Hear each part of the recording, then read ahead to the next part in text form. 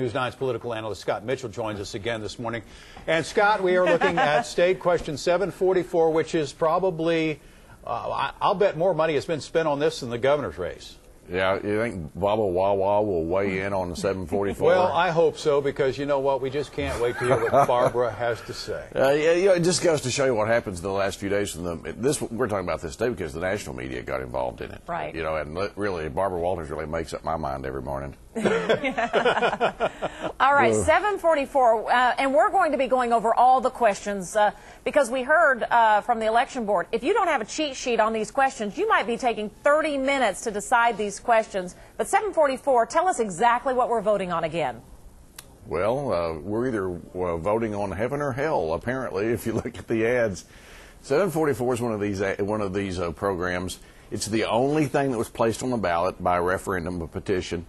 The others shouldn't be there, okay? We shouldn't have those. Those should have been done by those folks. That's another subject for another day. But 744 puts a bunch of money, mandates based upon a formula in the region, putting X amount of our budget. It just has to be X amount of our budget goes into common education every year. And everybody says it's, that's not a function of the Constitution. That's a function of the legislature. Education says, we're ranked in these terrible areas. We're so far down the list, which we are, okay? Mm-hmm. So, people are arguing apples and oranges. The latest ads, it's another round, really going after the tax credits and going after the legislative salaries and whatnot. But the main issue is, who's going to decide our budget? Is the Constitution going to lay out where the money goes, or is it going to be the legislature? And that is the essential core argument here.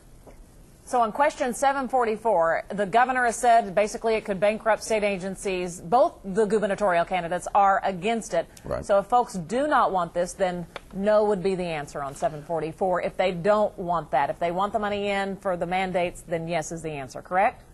Yes. Finally, we have a yes and no. Yes, if you do not want the Constitution to decide some archaic formula to decide where the money goes, you have to vote no.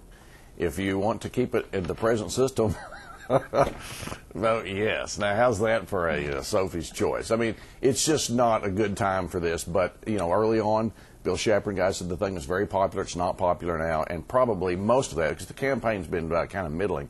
But those endorsements, people like Drew Edmondson, Jerry Astons, Mary Fallon, Brad Henry, people that people respect have said this is a bad thing. And I think that's what's really the root on the day right now.